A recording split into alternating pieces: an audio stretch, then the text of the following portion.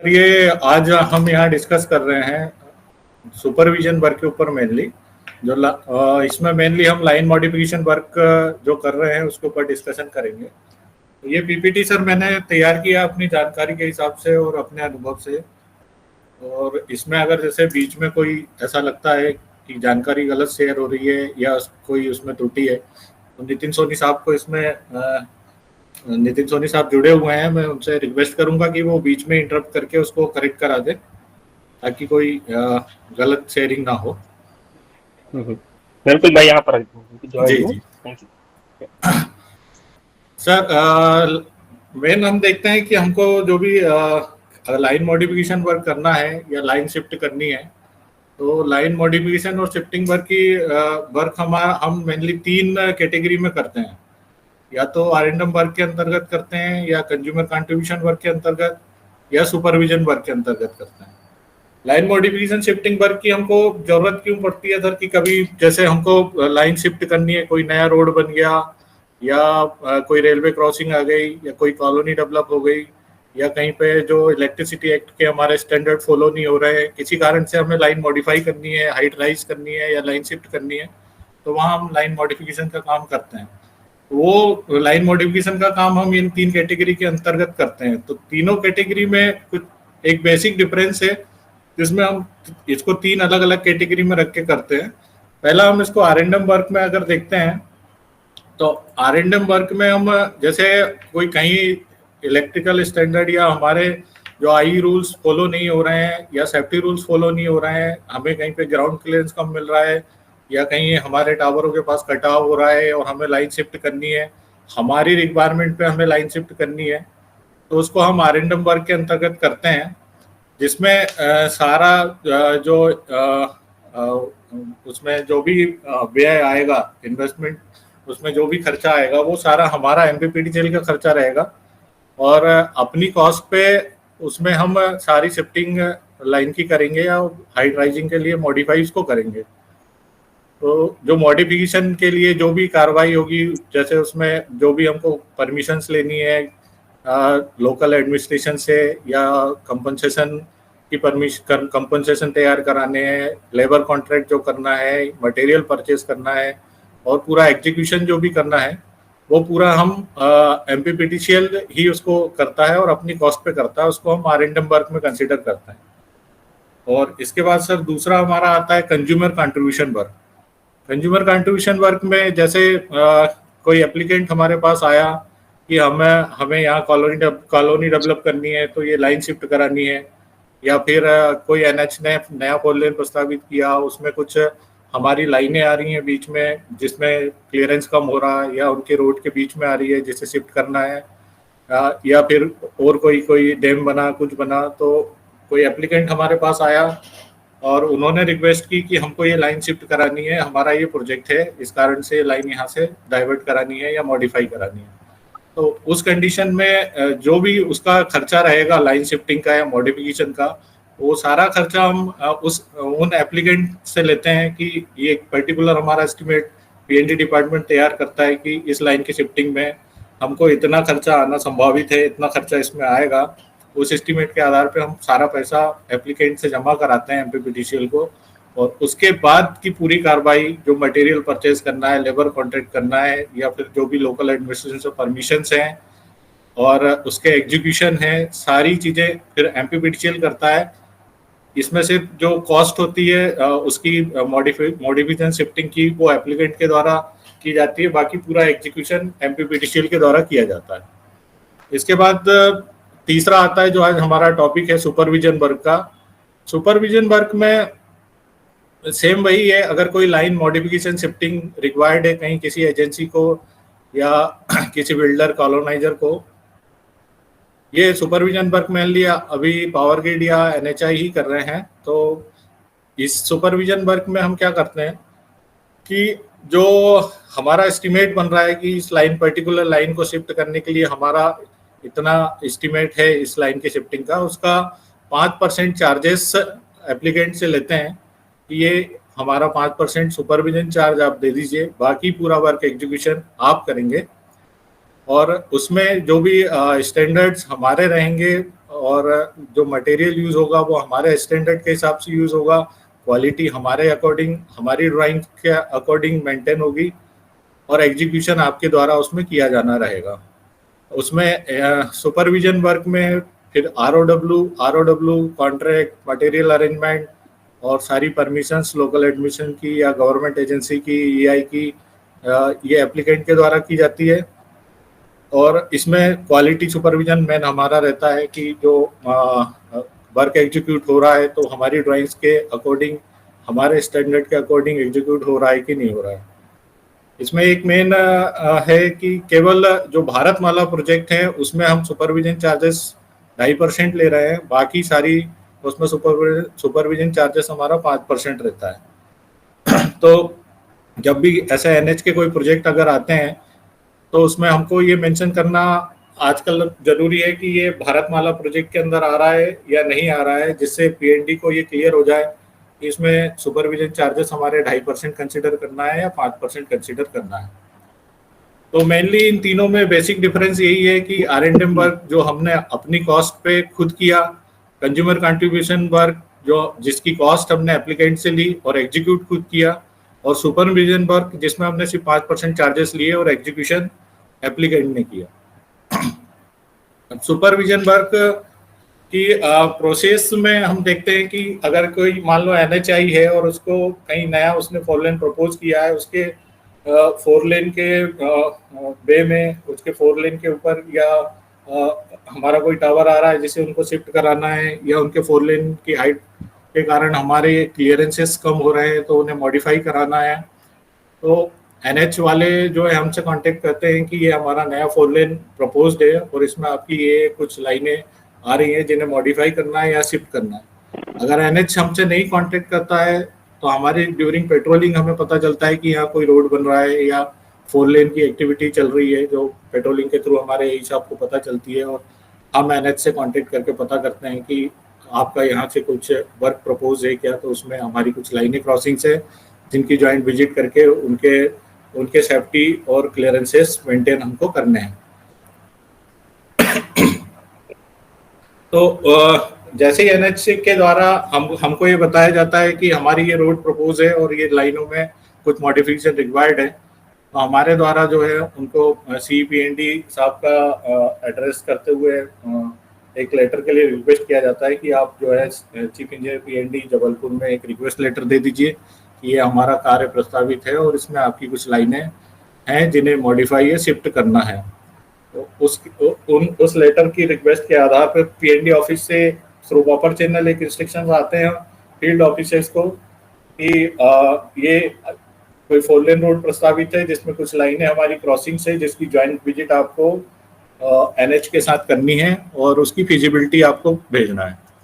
उसके बाद field office जो है अपनी फील्ड विजिट करता है ज्वाइंट MOM के साथ और उसकी फिजिबिलिटी रिपोर्ट तैयार करके जो अपना एक स्टैंडर्ड प्रोफार्मा है 10-12 पॉइंट का प्रोफार्मा है कि क्या लाइन है और कितने सेक्शन की हमें उसमें सर्वे करना पड़ेगा, कोई road crossing, river crossing, railway crossing या अदर टाइप की जो फॉरेस्ट इन्वॉल्वमेंट, ये सब चीज़ों की डिटेल की जानकारी के साथ हम सारी report through proper channel PND office को भेज देते हैं। वहाँ से उस रिपोर्ट के आधार पे अगर फिजिबल है लाइन शिफ्ट होना तो PND ऑफिस के द्वारा एक सर्वे एस्टीमेट तैयार किया जाता है और वो सर्वे एस्टीमेट एप्लीकेंट को दिया जाता है कि इतना अमाउंट सर्वे के लिए हमें आपको डिपॉजिट करना है। उसके बाद सर्वे करके इस प्रोजेक्ट में एक्चुअल कॉस्ट कितनी आएगी इस प्रोजेक्ट को एग्जीक्यूट करने के लिए, वो आपको डिटेल एस्टीमेट इसके बाद सर्वे के बाद दिया जाएगा। तो एप्लीकेंट के द्वारा जब ये सर्वे चार्जेस जमा करा दिए जाते हैं PND ऑफिस में, उसके बाद PND ऑफिस से फिर से फील्ड ऑफिस को निर्देश आते हैं कि इनके द्वारा जो है जमा करा दिए गए हैं सर्वे चार्जेस, तो फील्ड ऑफिस इसका सर्वे करके हमें एक इसकी डिटेल प्रोफाइल बना के दें। तो फील्ड ऑफिस के द्वारा इसकी एक डिटेल प्रोफाइल तैयार की जाती है। उस प्रोफाइल के अकॉर्डिंग उसमें जितने टावर स्पॉट हो रहे हैं, जितने रूट की लाइन बन रही है, उसके अकॉर्डिंग उसका डिटेल एस्टीमेट फिर PND के द्वारा तैयार करके उसमें जो फाइनल एस्टीमेट बन रहा होता है कि हमें इतने टावर इस लाइन में या फिर 2-4 लाइनें तो चारों लाइनों के अलग अलग डिटेल एस्टीमेट बना के टोटल कॉस्ट एप्लीकेंट को दी जाती है कि इतनी कॉस्ट हमारी आपकी इस क्रॉसिंग्स में आएंगी, इतना इस कॉस्ट के अकॉर्डिंग सुपरविजन चार्जेस जो पीएनडी कैलकुलेट करते हैं वहाँ पे कि 5% supervision charges, contingency charges, drawing design charges मिला के जो हमारे चार्जेस हो रहे हैं, ये पर्टिकुलर चार्जेस आप हमको जमा करा दीजिए और उसके अकॉर्डिंग फिर आप ये जमा कराने के बाद ये लाइनों की शिफ्टिंग का कार्य प्रारंभ करेंगे। जब ये डिटेल एस्टिमेट के साथ इनको एप्लीकेंट को ये दिया जाता है डिमांड नोट, उसके साथ में ही एक ये एनेक्सर 20-25 पॉइंट का पीएनडी के द्वारा दिया जाता है उन्हें, जो हमारी मेन टर्म्स एंड कंडीशन होती हैं, जो हम एप्लीकेंट को बताते हैं कि ये किन कंडीशंस पे आपके द्वारा एग्जीक्यूट किया जाएगा। इसमें मैं मेनली बताना चाहूँगा, ये जैसे इसमें दिए जाते हैं सारे पॉइंट्स की ROW प्रॉब्लम जो भी होगी वो आपके द्वारा रिजॉल्व की जाएगी एप्लीकेंट के द्वारा, और अगर उसमें जो भी है further the applicant shall ensure payment of compensation, सारे कंपनसेशन आपके द्वारा पेमेंट किए जाएंगे। लैंड कंपनसेशन और ROW ट्रांसमिशन का जो 15% कॉस्ट ऑफ लैंड का रहेगा ड्यूरिंग कंस्ट्रक्शन ऑफ लाइन, ये सारे चार्जेस एप्लीकेंट के द्वारा पे किए जाएंगे। अगर कोई फॉरेस्ट इन्वॉल्वमेंट है लाइन के रूट में तो उसका क्लियरेंस एप्लीकेंट के द्वारा उनकी खुद की कॉस्ट पे, खुद के रिसोर्स से लिया जाएगा।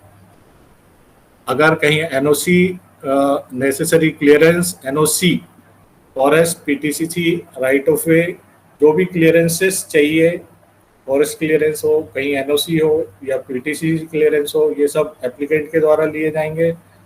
और all the construction activities including supply of tower, conductor, hardware, जो भी मटेरियल परचेज करना है उन्हें टावर, कंडक्टर या हार्डवेयर उस लाइन शिफ्टिंग के लिए, वो हमारी ड्राइंग के अकॉर्डिंग उनको और हमारे अप्रूव्ड वेंडर से उन्हें परचेज किए जाने रहेंगे। जो MPPTCL के स्पेसिफिकेशन है और हमारे जो अप्रूव्ड डिजाइन है, हमारे जो अप्रूव्ड वेंडर्स हैं, उनसे उनको परचेज करके हमारे इंस्पेक्शन के आधार पे उनको क्रय करने रहेंगे।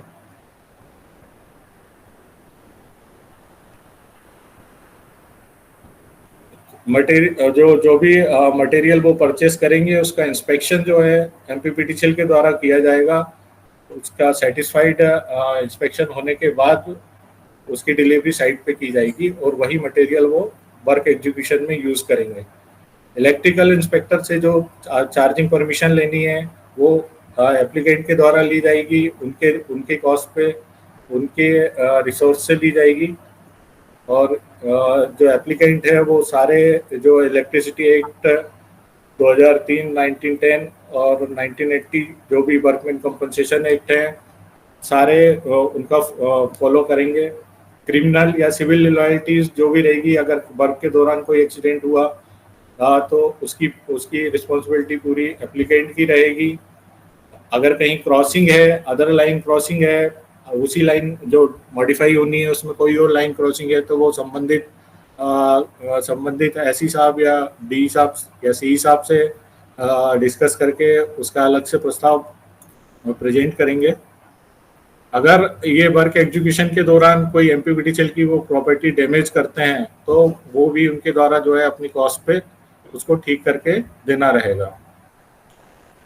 और इसके अलावा कुछ अंडरटेकिंग्स, जैसे वर्क वो एग्जीक्यूट कर देते हैं तो कुछ अंडरटेकिंग्स हमको लेनी रहती है उनसे कि उन्होंने जो है सारे compensation, land compensation, crop compensation paid कर दिए हैं। और रेक्टिफिकेशन, अगर कहीं जैसे बैलेंस रेक्टिफिकेशन है कुछ है तो वो हमें बाद में करके देंगे। पेमेंट ऑफ वेजेस, जो लेबर उनने यूज़ किए उनके वेजेस उनने पूरे पे कर दिए हैं।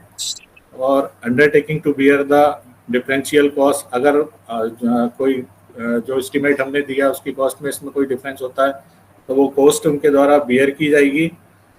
और एनी अदर अंडरटेकिंग जो भी हमें उनसे लेना हो। ये फाइनल एग्जीक्यूशन के बाद जब हम उनको NOC देते हैं या लाइन हैंडओवर लेते हैं तब हमें कुछ ये 5 टाइप की इसी प्रोफार्मे में लिखी हुई मिलती हैं कि ये हमें अंडरटेकिंग इनसे ले लेनी चाहिए जो हमारे लिए ठीक रहेंगी।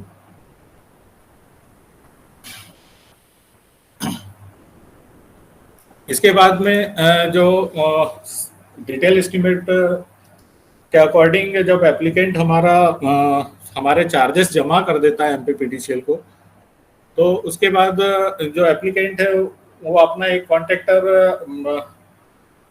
एक कॉन्ट्रैक्टर वो करता है, डिप्यूट करता है, मतलब उसको अथोराइज करता है। मान लो एनएच है तो एनएच अपना एक कॉन्ट्रैक्टर अथोराइज करेगा पीएनडी को कि ये हमारे कॉन्ट्रैक्टर रहेंगे, और उनके सारे दस्तावेज जो है पीएनडी ऑफिस में चेक होते हैं। उसके बाद फील्ड ऑफिस को एक उनके ऑथराइजेशन का लेटर मिलता है कि ये कॉन्ट्रैक्टर प्रोक्योरमेंट करता है कॉन्ट्रैक्टर को, मतलब पीएनडी इसको देता है। हाँ, प्रोक्योरमेंट से सर, प्रोक्योरमेंट ऑफिस से अथराइज करके हमें बताते हैं कि ये कॉन्ट्रैक्टर हैं और इसको एनएच द्वारा अथराइज किया गया है और इन्हें ये काम करने की अनुमति दी जाती है। तो फिर संबंधित जो एजेंसी है, कॉन्ट्रैक्टर है, वो फील्ड ऑफिस में, एई ऑफिस या एग्जीक्यूटिव ऑफिस में कॉन्टेक्ट करके और वर्क एग्जीक्यूट करते हैं। तो एक तरीके से वो अथोराइज हो जाते हैं कि हम डायरेक्ट एनएच से पत्राचार ना करते हुए उनके पद कुछ छोटे मोटे रिक्वेस्ट लेटर पे भी कार्रवाई कर सकते हैं। और इसके बाद जो हमारा वर्क एग्जीक्यूशन चालू होता है, आरओडब्ल्यू और सारी चीज़ें, तो आरओडब्ल्यू ये सब उनके द्वारा परमिशन ले ली जाती है।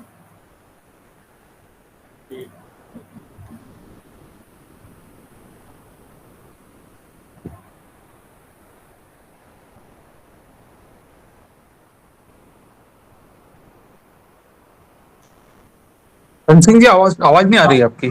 सर उसके बाद जो है हमारे फील्ड ऑफिस से संबंधित एजेंसी को वर्क एजुकेशन के लिए साइट हैंडओवर कर दी जाती है। तो वो अपना वर्क स्टार्ट करते हैं। जो भी एक्चुएशन है, स्टब सेटिंग, इरेक्शन, जो सुपरविजन के अंतर्गत है, इसमें मेन एक रहता है जो जैसे कभी हमको एग्जीक्यूशन के दौरान ईआरएस लगाने की जरूरत पड़ती है, तो ईआरएस इंस्टॉलेशन का काम जो है इसमें एमपीपीटीसीएल के द्वारा किया जाता है। बट उसमें जो टर्म्स एंड कंडीशन दी हुई है कि इसमें आरओडब्ल्यू और कंपनसेशन जो इंस्टॉलेशन ऑफ ईआरएस में लगेगा, ये एप्लीकेंट के स्कोप में इसको रखा गया है।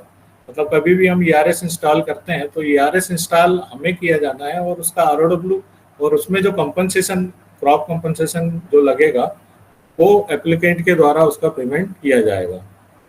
और जो मटेरियल डिसमेंटल उनके द्वारा किया जाएगा, जो हमारी लाइन का कंडक्टर, टावर, हार्डवेयर या जो भी चीज़ें उनके द्वारा डिसमेंटल की जाएगी, वो एप्लीकेंट के द्वारा एमपीपीटीसीएल को रिटर्न उसमें किया जाना रहता है। क्योंकि ये उनके एस्टीमेट में जो बनाया जाता है उसमें हम उसको सब्ट्रैक्ट कर देते हैं इसका अमाउंट, कि हमारा इतना मटेरियल डिसमेंटल होगा और वो मटेरियल हमको जमा आपको कराना रहेगा। अब इसके अलावा जो है सिया की एक मार्च 2023 में गाइडलाइन आई थी, जो पीएनडी के थ्रू शायद सबको सर्कुलेट भी हुई है। उसमें कुछ विशेष कंडीशंस, 3-4 कंडीशंस दी गई थी, वो मैंने अलग से बस इसमें ले रखी है कि जैसे अब जो है एनएच क्रॉसिंग जो भी करनी है हमें टेंशन टावर से ही करनी है, और एनएच क्रॉसिंग में डबल इंसुलेटर ही यूज़ करने हैं। एनएच की जो क्रॉसिंग होगी वो 250 मीटर से ज़्यादा नहीं होनी चाहिए, unless higher span is permitted by NHAI. यहाँ पे एक कंडीशन दी हुई है कि अगर एनएचआई उसको परमिट करता है तो कंसीडर कर सकते हैं 250 मीटर से ज़्यादा का span. No joint in conductor and earth wire permitted in the crossing span में, and the crossing shall normally be at right angle as far as possible. ये 4-5 विशेष कंडीशन ये मार्च 2023 में सीए के द्वारा जारी की गई थी। इससे पहले ये कंडीशंस नहीं थी। तो अब मार्च 2023 के बाद जितने भी एनएचआई के वर्क एग्जीक्यूट हो रहे हैं उसमें हमें इसका भी विशेष ध्यान रखना रहता होगा। ये मेन मतलब ये थोड़ी सी प्रोसेस थी सुपरविजन वर्क की जो जनरली हम एग्जीक्यूट करते हैं, पर ये एग्जीक्यूशन के दौरान जो है कुछ चीज़ें सभी के दिमाग में कंफ्यूजन क्रिएट करती है। जैसे हमें लगता है सुपरविजन वर्क है, पूरा एग्जीक्यूशन जो एप्लीकेंट के द्वारा किया जाना है और हमारे द्वारा इसमें क्या रोल रहेगा और हमें मेन इसमें क्या करना है, क्या नहीं करना है। तो उसी के लिए मेन आज नितिन सोनी साहब से रिक्वेस्ट की गई है कि आप थोड़ा सा जो हमारे मेंटेनेंस विंग में कुछ अधिकारियों में या कुछ क्वेरीज हैं उसको रिजॉल्व कराने में मदद करें।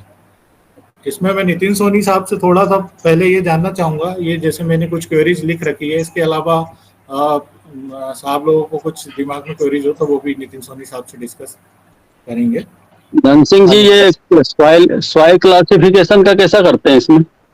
Soil classification sir excavation applicant के द्वारा जो उनके कॉन्ट्रैक्टर है वो एक्सकवेशन करते हैं, तो वो नहीं, जी हाँ, क्लासिफिकेशन के हिसाब से एक्सकेवेशन होता है हाँ ना? नहीं, पहले पहले सर एक ट्रायल पिट होती है, तो ट्रायल हाँ, पिट ठीक वो है। ट्रायल पिट का एई साहब डी साहब उसका इंस्पेक्शन करते हैं, उसमें किस टाइप की मिट्टी आ रही है, कितनी कितनी हाँ, मिट्टी आ रही है, उसकी एक रिपोर्ट फोटो एसी साहब मतलब through proper channel D office के थ्रू एसी साहब तक जाती है, और वो फिर मतलब वो क्लासिफाइड होती है एसी साहब के द्वारा कि ये बीसी है, एफएस है, पीएस है, बेट है, या मतलब अपन अपन रिकॉर्ड में रखते हैं, इसका क्लासिफिकेशन का रिकॉर्ड रखते हैं, हाँ बिल्कुल सर, अप्रूवल फाइल में उसमें लगा के रखते हैं सारी चीजें। अप्रूवल लेते हैं इस हिसाब से ना?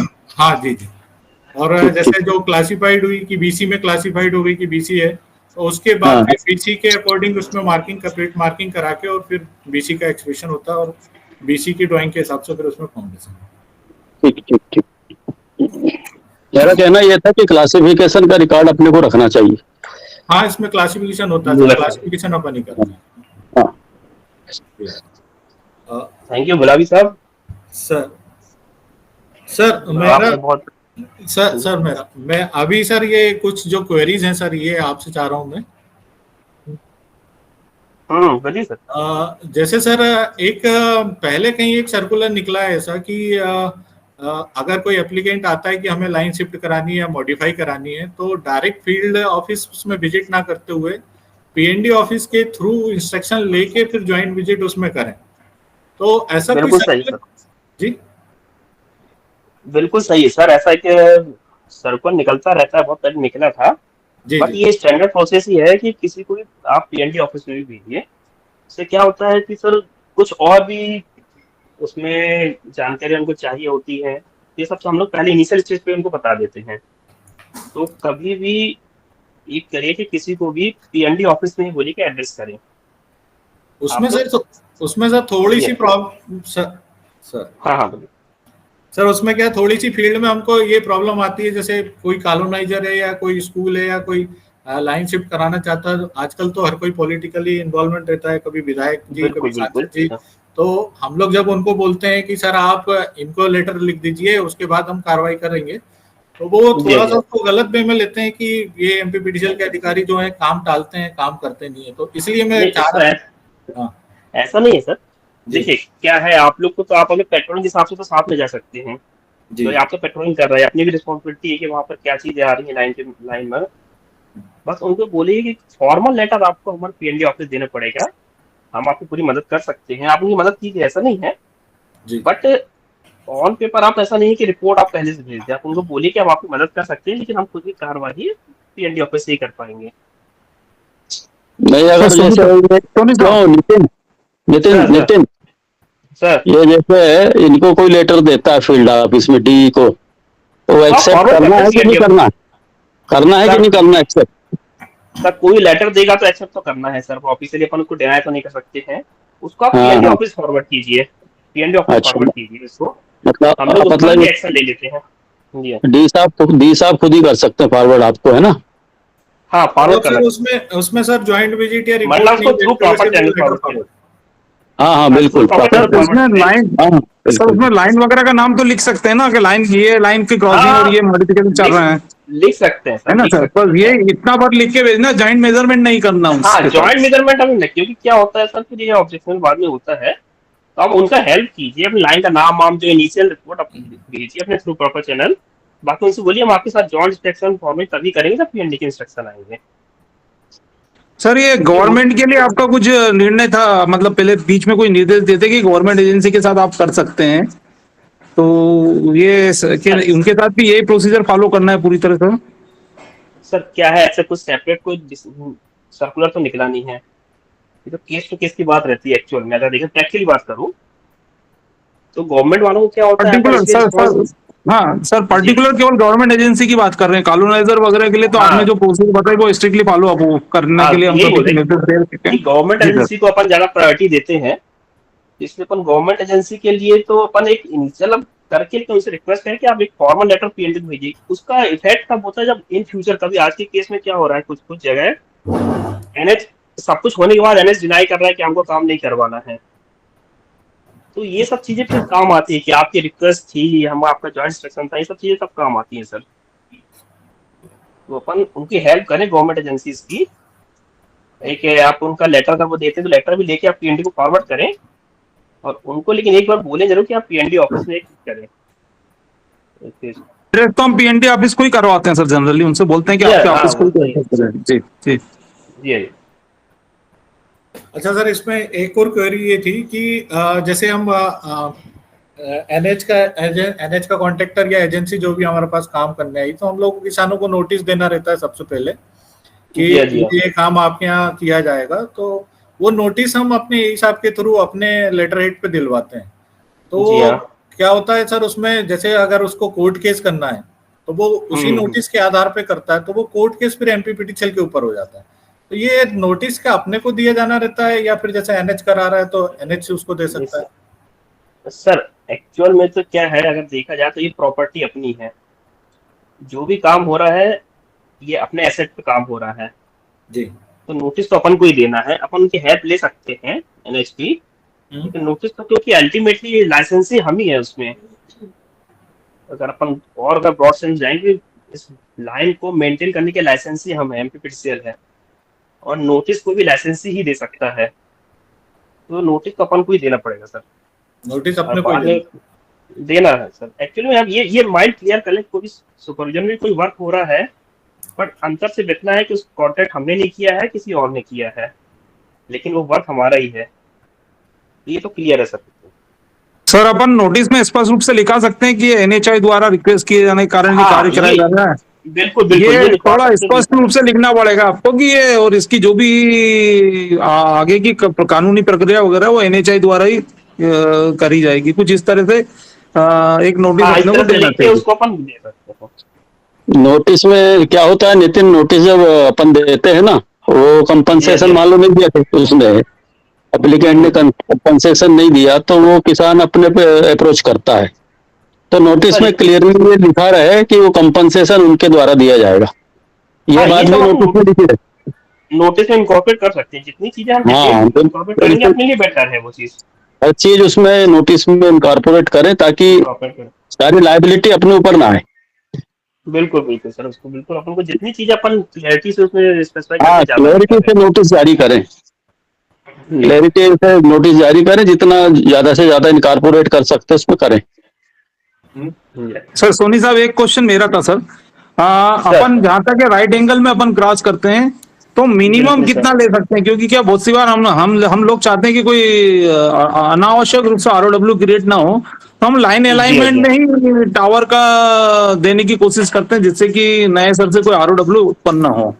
तो इसमें एंगल का कोई मेरे को कहीं पढ़ने में नहीं आया, कुछ ऐसा है क्या निश्चित करा जाए? कहीं पर नहीं है सर, कहीं पर भी स्क्वायर नहीं है। ये जो अभी सीए रेगुलेशन 2023 की बात कर रहे थे बलावी साहब, उसमें सिर्फ एसओपी जारी की गई है, स्टैंडर्ड ऑपरेशन प्रोसीजर जारी की गई है कि कैसे इसके क्रॉस करना है, कोई भी एनएचए कुछ आती है तो उसमें सिर्फ ये दिया हो कि as far as possible right angle, बस इतना लिखा है उसमें, क्लियर कहीं कुछ नहीं दिया है। तो इन स्पेशल कंडीशन अपन अलाउ करते हैं, अपनी एमपीपीटीसीएल में अपन 60 डिग्री के ऊपर ही अलाउ करते हैं और कोशिश करते हैं। और इन दैट केस भी हमको एक जस्टिफिकेशन चाहिए पड़ता है कि there is no other option, इसलिए हमको ऐसा जाना पड़ रहा है। तो उसमें किसी रूल्स या रेगुलेशन का वायलेशन नहीं होता है, क्योंकि इसमें कहीं नहीं लिखा हुआ है सर रूल्स रेगुलेशन में।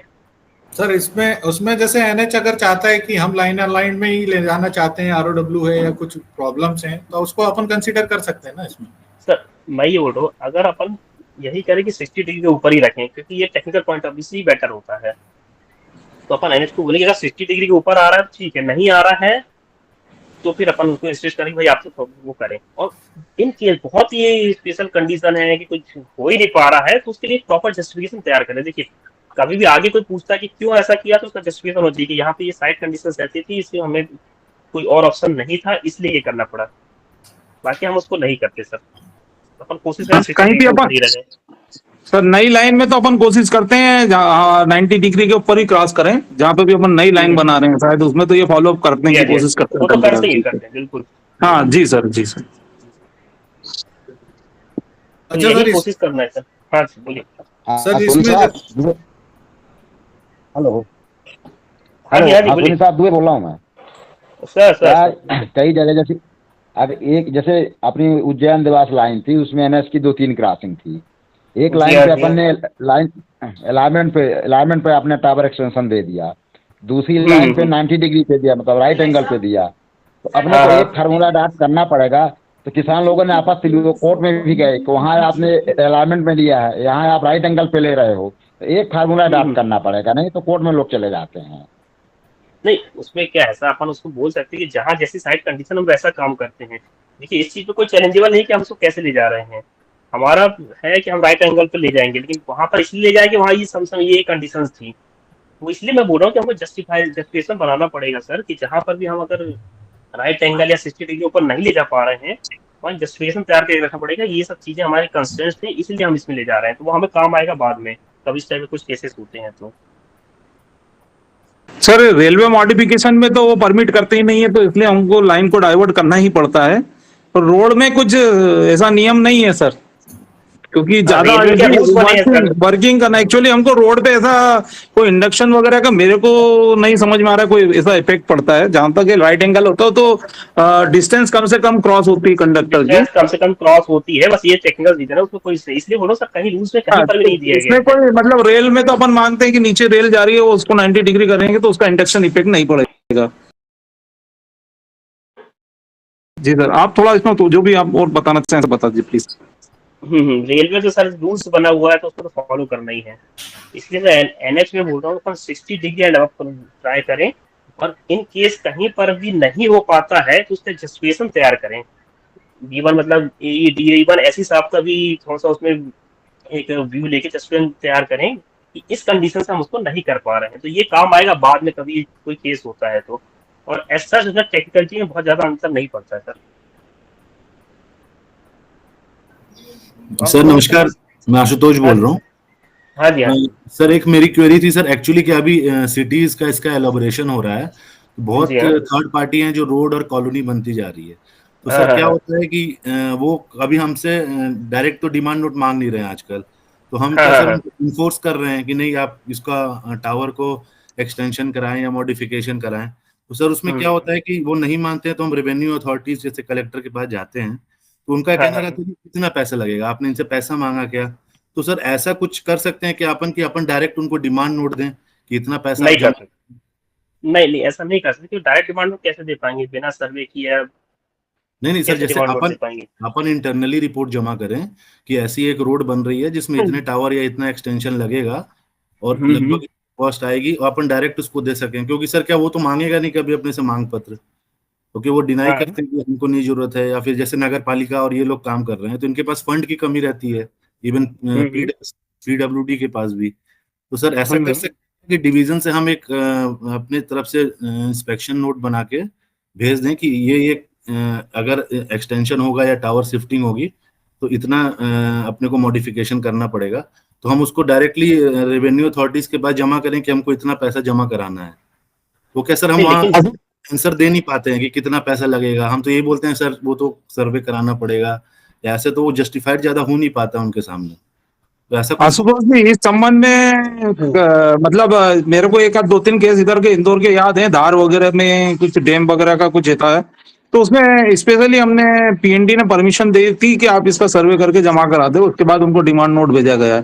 तो हाँ, पीएनडी को तो इन्वॉल्व करना ही है, वो सोनी साहब और कुछ भी इसमें और मार्गदर्शन दे देंगे। वही सर की बात, अपन डायरेक्टली हाँ, पीएनडी को इस केस में लिख के और ले सकते हैं मैं यही बोल रहा हूँ, अगर इन स्पेशल केस अगर गवर्नमेंट एजेंसी है कोई, तो उस केस में आप इंटरनल करके हमको जी। पीएनडी को इन्फॉर्म कीजिए, हम आपको एक बता देंगे। लेकिन डिमांड जो भी जाएगा पीएनडी से ही जाएगा, डिमांड हाँ आपकी सर, लेवल से नहीं जाएगा। जी वो तो सर पीएनडी से ही जाएगा। एग्जीक्यूटिव एस्टिमेट बताने के लिए हम एस्टिमेट बता सकते हैं कि आपको कलेक्टर को बताने के लिए है, लेकिन वो सिर्फ हम गवर्नमेंट एजेंसी के लिए ही कर सकते हैं। जी और एज ए स्पेशल केस समझ लीजिए। Okay sir. कि होता है कई बार, जैसे साहब लाठी साहब बता रहे हैं कहीं पर हुआ है, किया है हम लोग ने कई बार इवन सर्वे भी कर लिया है, ऐसा भी किया है अपन ने। सेफ्टी को लेके वो केस टू केस डिपेंड करता है। अगर कोई गवर्नमेंट एजेंसी है और हमें जैसे आप बता जी सर। वो सर क्या आजकल क्या है ना कि पीडब्ल्यूडी और रेगुलर केसेस आ रहे हैं सर, ऐसे वो पैसा जमा करना चाहते ही नहीं है। हम उनको लगातार पत्राचार करते रहते हैं कि आप हमारे पीएनडी को कांटेक्ट करके डिमांड नोट लीजिए, और वो करते नहीं है। तो ऐसा कुछ ऐसा कर सकते हैं कि अपन के रेगुलर बेसिस पे ऐसा कुछ कर सकें? रेगुलर बेसिस पे तो ऐसा नहीं है, लेकिन अगर आपको जैसे कई बहुत ज्यादा पत्रकार करे तो ये बहुत सी चीजें अपन उनको लेटर तो देते जाएं। जैसे वो लेटर आए, बुधनी वाला केस आपको याद होगा अभी हाँ, बुधनी में चल रहा है, पता है। वो नगर पालिका मान नहीं रहा, हम कलेक्टर के पास भी गए तो बहुत हाँ। डिफिकल्टी हुई उसमें। उसमें क्या तो इसमें क्या है, गवर्नमेंट भी बहुत ज्यादा है। उसमें क्या है, अपन अपना बेस बनाए। देखिए अपन वो तो लेटर कर रहे हैं लिखे सर, हम लगातार उसमें बेस बना रहे हैं, लेटर भी दिए, कलेक्टर से डिवीजन मिले। से लेटर लिखे, सर्किल से लिखे, सी ऑफिस से लिखे, पीएनडी ऑफिस से भी लिखेंगे। जी जी। उसका अपना बेस बनता है कि ऐसे बहुत से केस चल रहे हैं। एक आपके पास एक केस है, मेरे सामने कम से कम 20 या 25 केस ऐसे हैं जिसमें लड़ाइयां चल रही हैं अभी लगभग। हाँ सर, एनएच वो बोल आजकल रहा है या कोई बोल रहा है कि हमको नहीं करना है।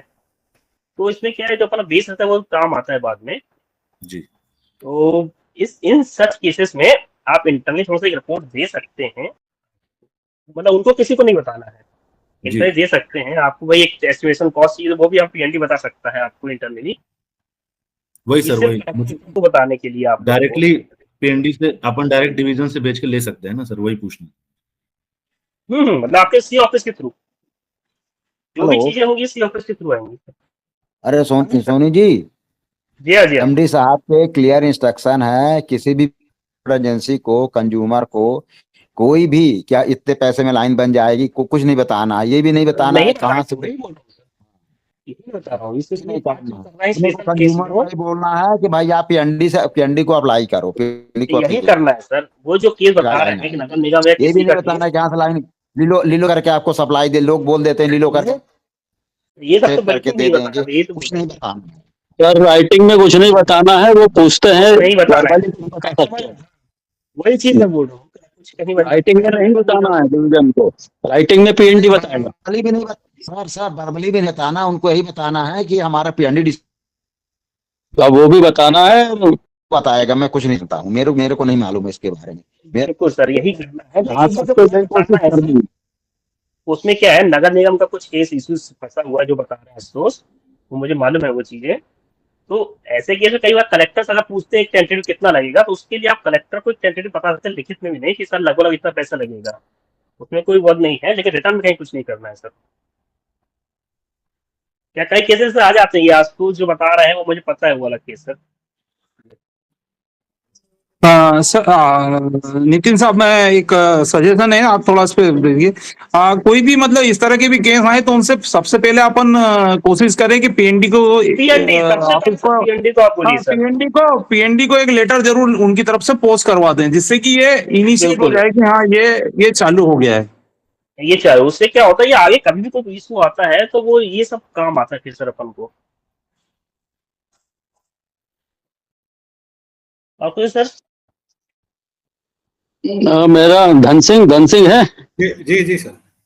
या सुपरविजन के जो अपन काम करते हैं, इसमें मेजरमेंट बुक रिकॉर्ड करते हैं क्या, एमबी भरते हैं अपन? हाँ, एमबी रिकॉर्ड होती है सर उसकी। अच्छा ठीक ठीक। सर एक इंस्ट्रक्शंस है कि आप सुपरविजन के हर वर्क में एमबी रिकॉर्ड करना है, हर एक रिकॉर्ड होना है इसमें सर सुपरविजन में। हाँ वो इंस्ट्रक्शन जारी हुए हैं कि एमबी अपने को रिकॉर्ड करना है, रिकॉर्ड करना है, इंस्ट्रक्शंस नहीं है सुपरविजन। और दूसरा वो कंपनसेशन जो बनाता है अपन वेरीफाई करते हैं क्या धन सिंह? हाँ, वेरीफाई अपना ही होता है सर। वो मैं नितिन सोनी साहब से यही पूछना चाह रहा था कि जो जैसे कंपनसेशन के लिए अपन जो भेजते हैं प्रपोजल लिया, तो वो अपने लेटर हेड पे अभी तक क्या है, अपने लेटर हेड पे जा रहा है, अपने लेटर हेड पे ही जाएगा सर तहसीलदार के पास, तो वो अपने लेटर हेड पे ही उसको लेना है ना, अपने लेटर हेड पर जाएगा। मैं सर जैसे भी इससे सर डिस्प्यूट क्या होता है, ये सारी जगह जो अपने पत्राचार चलते हैं ना, तो इसमें जो एप्लीकेंट है या एनएच है, तो वो सारा काम एमपीपीडीसीएल का मान के, जैसे कई बार उन्होंने राइटिंग में मुझे दे दिया कि आपके द्वारा ये कंपनसेशन लेट तैयार करवाया गया, इसलिए काम नहीं हो रहा है, साइट पे प्रॉब्लम होती है। सर इसके लिए सबसे जैसे आपको एक सुपरविजन में जब वर्क परमिशन इशू करते हैं हम लोग, एक हर वर्क में एक वर्क परमिशन इशू करते हैं, जो भी जैसे एनएचए को वर्क परमिशन इशू करते हैं, तो आप डिवीजन से उसको एक सीधा एक लेटर लिखिए कि ये आपको वर्क परमिशन इशू हुआ है, आप ये चीजें अपना फॉलो कीजिए, कंपनसेशन आप बना के सबमिट कीजिए। तो फर्स्ट ही हम उनको सब इंस्ट्रक्शन बता दें कि आपको ये चीजें करनी है। नहीं तो इसमें अपन एनएच से अपने पास सबमिट करा लें और अपन फिर उसको तहसील भेजें, इस टाइप से। तो ऐसे तो करना है, तो और कैसे करते हैं? अभी तो ऐसा ही करना है। नहीं नितिन नितिन, वो अपना एक जॉब बढ़ जाएगा इसमें फालतू का। नहीं वो सर, उसी को तहसील से उसी को अप्रूव कराने दो ना। सर साइन तो अपने ही लगते हैं ना उसमें। फाइन भले ही लगेंगे, लेकिन वो जो वहां पे जो दौड़ा भागी करनी रहती है तहसील और उन्हीं को करना है, उन्हीं को करना है। हाँ, तो इसी को वही वही, वो अपने को जमा करके फ्री हो जाएगा नहीं तो। नहीं सर, बात जमा करनी नहीं है। जो भी तहसील से जो कंपनसेशन फिक्स करवाने सब तो उन्हीं को करना है ना सर। हाँ, उसी को करना है, तो अपने यही को तो बोला, काम में याद नहीं होता। जैसे केवल अपने को ये वेरीफाई करना है कि वो जो कंपनसेशन बना रहा है वो कम तो नहीं सही बना बना रहा। कि नहीं। हाँ 10,000 देना है मान लो, और वो तो चाहेगा कि मेरा 2,000 में काम हो जाए, वो क्यों 10,000 देना चाह रहे हैं? तो अपने को ये वेरीफाई करना है कि 10,000 भैया उसने बनाया कि नहीं बनाया। वही उसी को करना है। वही मैं बोल रहा था, जैसे ही वर्क परमिशन इशू करते हैं अपने एक प्रैक्टिस बनाने हर डिवीजन से, कि उनको एक लेटर इशू करें कि आपको वर्क परमिशन है, आपको ये चीजें एंश्योर करनी है, कंपनसेशन बनाना है, सब चीजें हर चीज उनके पार्ट में डाल दें अपन। बिल्कुल। आप जो टर्म्स एंड कंडीशन देते हैं उसमें भी ये साफ साफ लिखा रहता है, पर जो पत्राचार पूरे यहाँ से एमपीपीडीसीएल के लेटर हेड पे चलते हैं, तो वो उसमें क्या है कि एनएच ये कंसीडर करता है कि ये it's part of job of MPPDCL. नहीं, हमारे उसमें साफ तो लिखा रहता है कि आरओडब्ल्यू सब आपको क्लियर करना है। हाँ, आरओडब्ल्यू और सारी चीजें उन्हीं का रहता है। अब जैसे ये सर तो ये क्लियर पब्लिक लिखा कोर्ट रहता है। केस होता है, कहीं पे टावर लगाने का है किसी का, तो ये कोर्ट केस भी एमपीपीडीसीएल ही डील कर रहा है। तो ये भी मुझे लगता है कि उनको ही करना चाहिए, एनएच को। नहीं, इसमें अपन एनएच देखिए, एमपीपीसीएल तो एक पार्टी हो सकता है, लेकिन एनएच भी इसमें पार्टी रहेगा एक्चुअली में। हमें ऐसा ही करना है कि एनएच जो साहब ने बताया, अग्रवाल साहब ने, कि नोटिस देने से हम ये देखें कि ये वर्क एनएच के कारण किया जा रहा है, ये सब चीजें उसको नोटिस देंगे, तो तब एनएच भी एक पार्टी बनेगा उसमें। तो इसको कोर्ट के सामने रिप्रेजेंट किसको, एमपीपीडीसीएल को करना चाहिए या एनएच को करना चाहिए? कोर्ट के सामने रिप्रेजेंट तो सर दोनों को ही करना पड़ेगा एक्चुअली में, क्योंकि हमें फिर बोला कि अगर ये हमारी लाइन है तो हम उससे पीछे तो नहीं हट सकते किसी उसमें। जैसे इन्वॉल्व रहेंगे, सुपरविजन चार्जेस लिया, फिर कोर्ट केस में तो हमारे एक्सपेंस एक्स्ट्रा ही हो रहे हैं ना वो। उसी पे डालेंगे सब। अपने कोर्ट केस में पैसे तो उसमें डालेंगे, और उसको भी एक पार्टी बनाना। हम ये लेटर में ऐसा करें कि वो हमेशा वो भी एक पार्टी बने। नमस्कार, राठौर बोल रहा हूँ सर। सर टोली एक्चुअली ये पाटनगर में मॉडिफिकेशन पे चल रहा था, उसमें कोर्ट केस हुआ था, मैं भी कोर्ट में गया था। वहाँ जज ने बोला था कि भाई आप सुपरविजन कर रहे हो तो आपकी रिस्पॉन्सिबिलिटी है पूरी साइट को देखने की। बोले, मैंने कहा हम नहीं कर रहे हैं, वर्क एनएचआई कर रहे हैं, तो एनएचआई ही को ही इंस्ट्रक्शन जारी किए जा सकते हैं। तो जज ने बोला कि नहीं, आप सुपरविजन कर रहे हैं तो अपनी रिस्पॉन्सिबिलिटी आपकी भी। वही सर, वही बोल रहा हूँ, सुपरवाइजर रिस्पॉन्सिबिलिटी तो हमारी बनती है, हम उससे पीछे नहीं हो सकते हैं, लेकिन एनएच को भी एक पार्टी बना सकते हैं उसमें।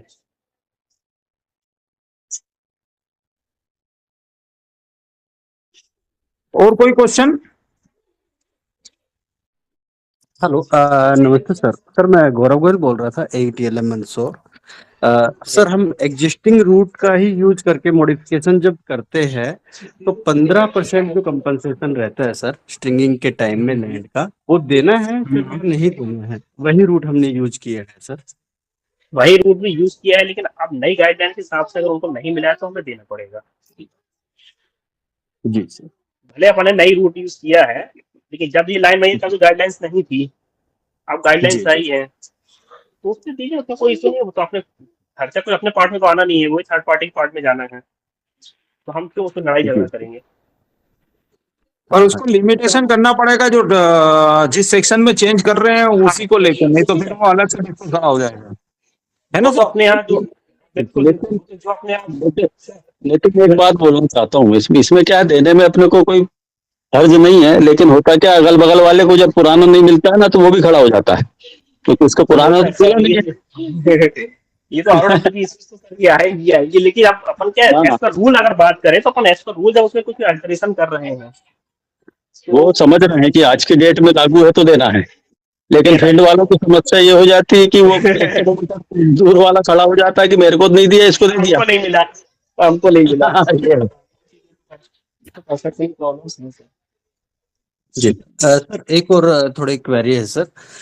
सर जब डिटेल एस्टिमेट बनता है सर, उसके बाद ही हम जो पेमेंट है वो डिसाइड होती है। उसके बाद सर हम गजट नोटिफिकेशन के लिए देते हैं सर, और डिटेल सर्वे के बाद ही सर हम उस एजेंसी को कह देते हैं कि आप काम कीजिए। तो सर गजट नोटिफिकेशन देखा सर काफी डिले हो जाता है, जो भी एक बंच बनाना पड़ता है सर। और इससे पहले सर काम हो जाता है, तो काम करते टाइम सर आरओडब्ल्यू में काफी प्रॉब्लम भी आती है सर, हाँ, क्योंकि गजट नोटिफिकेशन के बगैर कलेक्टर परमिशन भी नहीं मिलती है। बिल्कुल बिल्कुल सही। गजट नोटिफिकेशन जनरली हम जब डिटेल एसपीआई उनको डिमांड देते हैं, उस स्टेज पे हम गजट नोटिफिकेशन के लिए देते हैं।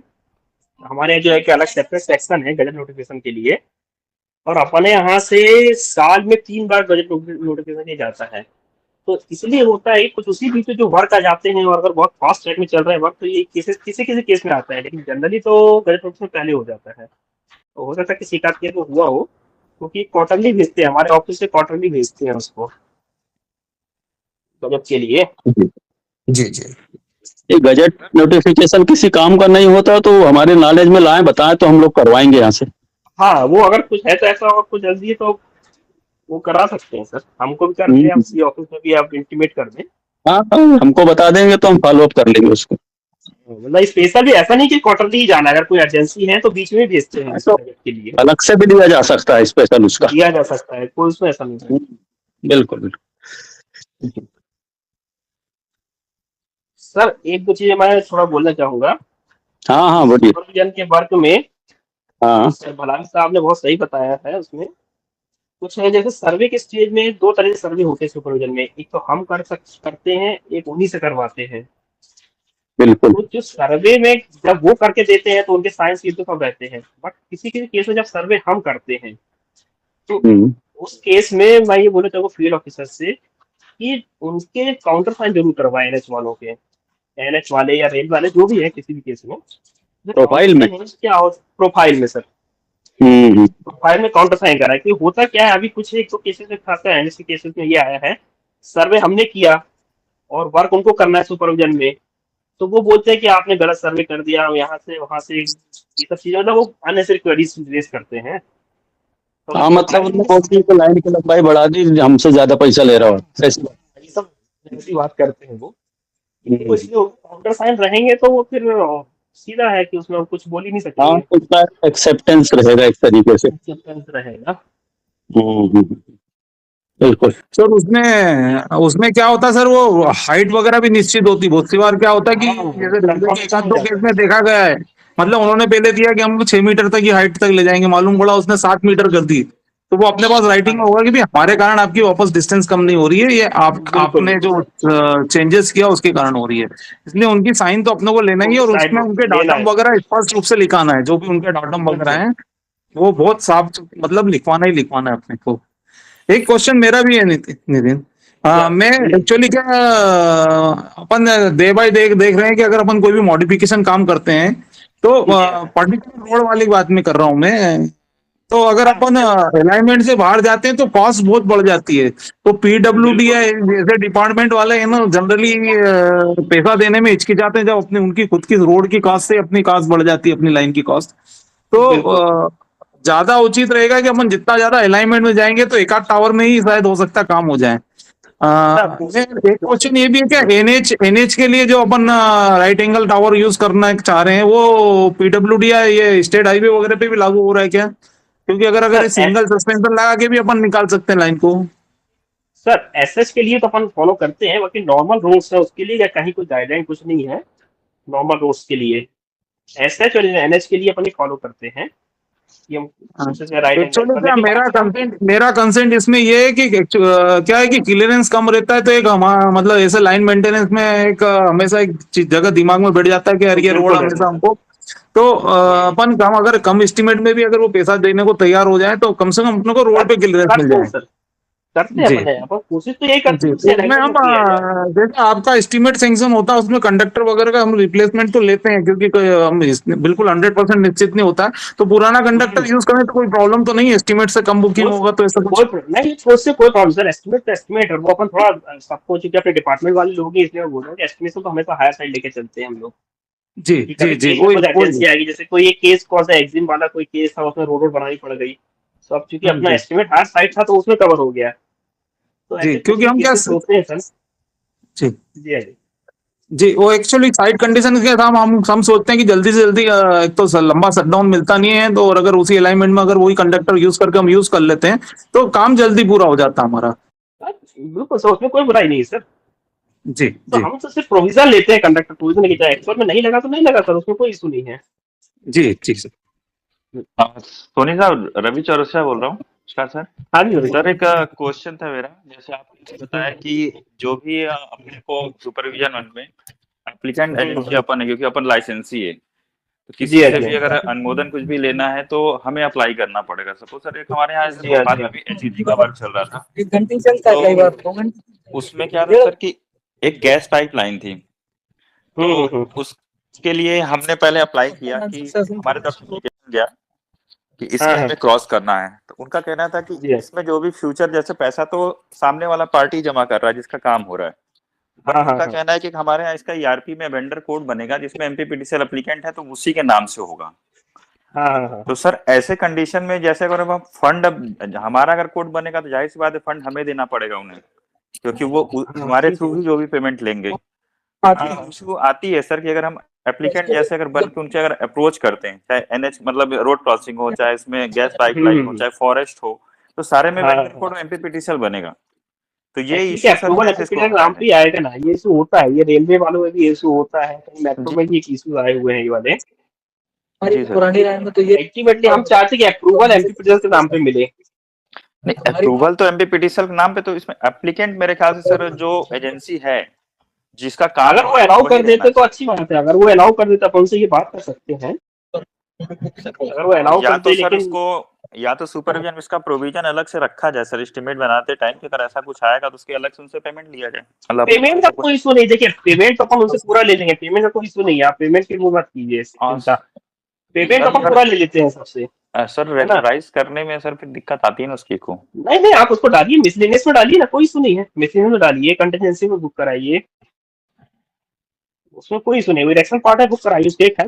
देखिए जरूरी नहीं है कि जो चीजें एस्टिमेट में के अलावा भी बहुत सारे काम ऐसे होते हैं जो एस्टिमेट्स में नहीं रहते हैं, क्योंकि उसकी बुकिंग तो डालना है अपन को, तो उसकी बुकिंग आप डालिए, उसको मिसलेनियस है इसलिए रखते हैं हम लोग उसमें, और मिसलेनियस के नाम पे उसको बुक कीजिए। सर सुपरविजन वर्क जैसे कुछ भी है सर, तो अपने पास उसकी कोई बुकिंग तो हो नहीं रही है सर, अपन तो कुछ का बुक करते नहीं ईआरपी में। उसको नहीं, अपन उसके लिए आज की डेट में सुपरविजन चार्जेस बुक करते हैं, है ना। अपने थ्रू नहीं होती ना सर, वो चीज डिवीजन से कहाँ होती है चीजें। तो फॉर्म सी बनाते हैं ना, क्या करते हैं? फॉर्म सी बनता है उसका, फॉर्म सी बनता है, उसमें एक्सपेंडिचर का रहता है। बट जब स्टार्टिंग में आज हमें इनका जो कहना है कि मैं समझ गया सर, एक्चुअल में ये बोल रहे हैं कि अपन लोग क्या होता है सर, उसकी बुकिंग में अपन सिर्फ तो supervision charge, engineering design charges डालते हैं, और की बुकिंग्स नहीं रहती, अपने पास हेड नहीं रहता कहाँ ये इस टाइप की चीजों की बुकिंग डाल पाए, वो ये बोलना चाह रहे हैं सर। अभी पैसा तो उन्हीं को जमा करेंगे अगर काम उसी को करना है, अगर परमिशन नहीं मिली तो पैसा अपने माध्यम से या उसी को बताना पड़ेगा कि भैया जाके पैसा जमा करो एमपीपीटीसी के नाम पे। वही है सर, और वो आप उसको बता ऑफिशियली देंगे कि ये लेटर है इसके, इस मॉडिफिकेशन के हिसाब से ये पैसा उनको जमा कराना है, तो वो जमा कराएंगे तभी, क्योंकि आरओडब्ल्यू और सब काम उन्हीं को करना है, नहीं तो काम रुकेगा उनका। अपन उसको लिखते हैं कि कोई भी एनओसी उनको लेकर आनी है, और इन द नेम ऑफ एमपीपीटीसीएल, उसके लिए मेथोलॉजी कई बार कुछ अलाउ कर देते हैं एजेंसी, कुछ नहीं करती है, वो कहते हैं कि एमपीपीटीसीएल को ही करना है, तो अपन बोले भाई कि पैसा आप जमा कीजिए, बाकी एप्लीकेशन हम दे रहे हैं। मैंने 15 रोटी सेक दी। प्रोसीजर वही रहती है, एप्लीकेशन अपने नाम से जाती है, अपने लेटर पे जाती है, वो कार्रवाई वो लोग करते हैं, कार्रवाई वो करते हैं सर। पटाख वही करते हैं, अपना एप्लीकेशन अपनी रहती है। हाँ चौहान साहब, आपका भी कोई क्वेश्चन है? हाँ सर, 2 पॉइंट है सर। मैं ये बोल, सोनी जी, जैसे अपन ये सुपरविजन वाले केसेस में transportation of scrap material to जो है स्टोर, उसमें हमने प्रोविजन दिया हुआ 100 किलोमीटर पर एमटी का रेट दिया हुआ सर। अब जब डिस्टेंस ज्यादा होता है साइट का, तो उसमें कई बार ये परेशानी आ रही है कि जो उसका ट्रांसपोर्टेशन है उसका जो हेड दिया हुआ है, एक्चुअली होता क्या है कि एनएच के कामों में एनएच एक दूसरे वेंडर को देती है, दूसरा वेंडर तीसरे को देता है, एस्टिमेट के आधार पे उससे कॉस्ट करता है। तो जो लास्ट वेंडर रहता है वो अगर उसको मतलब वो जस्टिफाई नहीं रहती कॉस्ट, कई बार टावरों की 2 बार बढ़ती है क्योंकि उसका जाएगा आएगा पर एमटी के हिसाब से देखते हैं तो वो जस्टिफाइड नहीं लगता। इसमें भी अपने को देखना चाहिए सर, एक बार इसको रिव्यू करना चाहिए, कुछ स्पेसिफिक कर सकते हैं।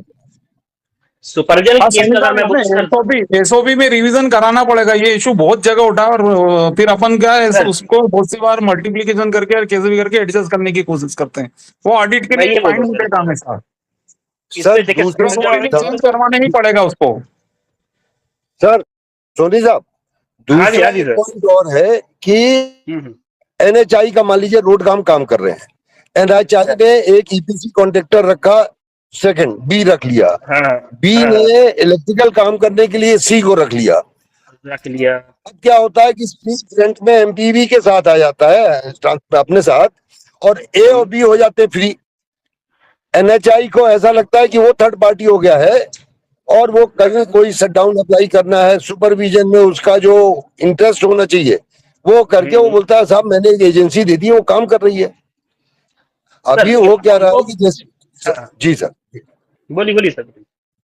मैं ये बोल रहा हूँ कि जैसे अभी मैं प्रैक्टिकली फेस कर रहा हूँ एनएचआई में, एक लाइन थी, एक लाइन पे हमने शटडाउन हमने फोर्स किया तो एनएचआई का लेटर लिया और अप्लाई कराया और काम किया। वंस काम खत्म हो गया तो एनएचआई ने वो, हम तो सुपरविजन के लिए गए थे, वो हमसे बोली गई, हम उसके सुपरवाइजर की स्थिति में आ गए। ये चीज में भी लॉक लगाना चाहिए कि एनएचआई भले किसी को रखे, अगर मैं किसी कॉन्ट्रैक्टर को तो रिस्पॉन्सिबल तो मैं ही रहता हूँ ना।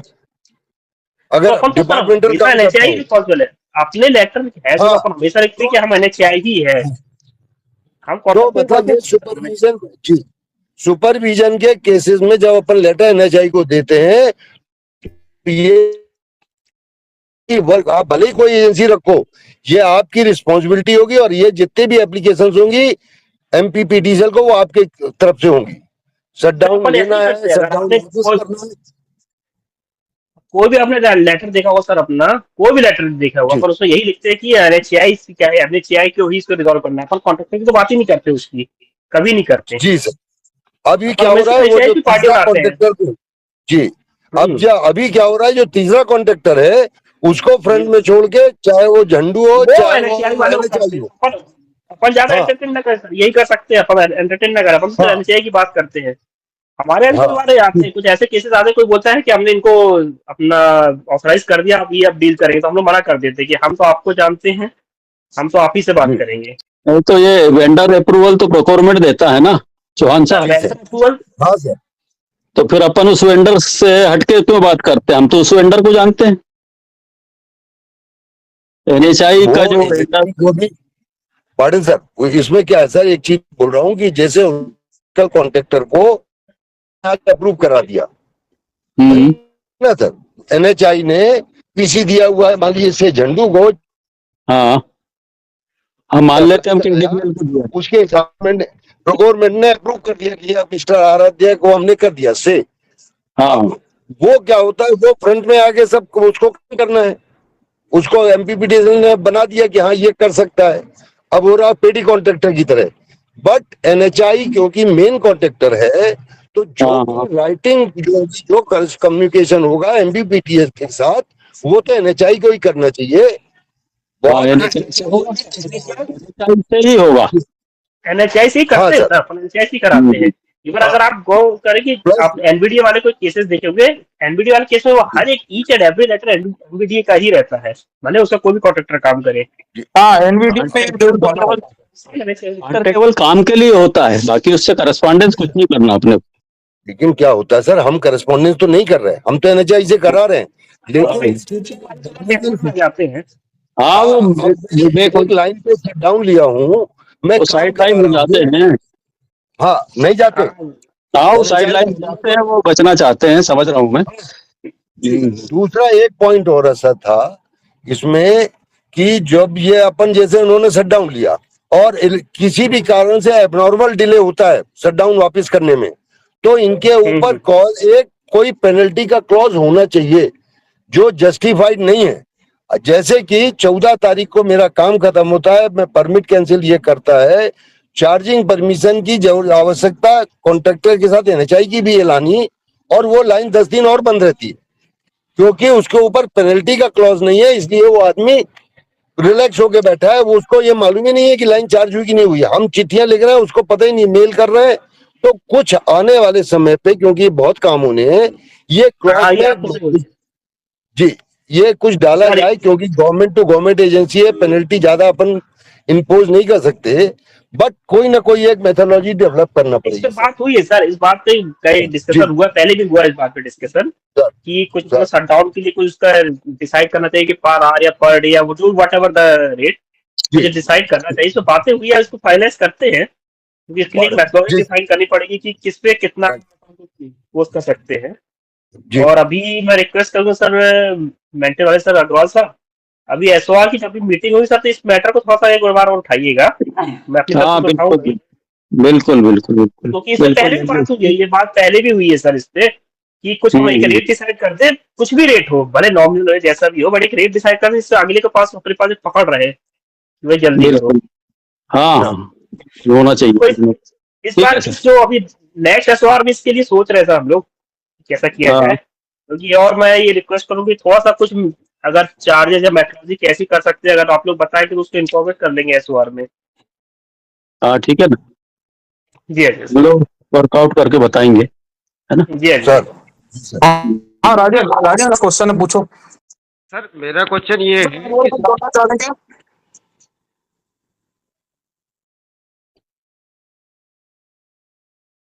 Hello sir. हाँ बोलिए बोलिए राठौर जी।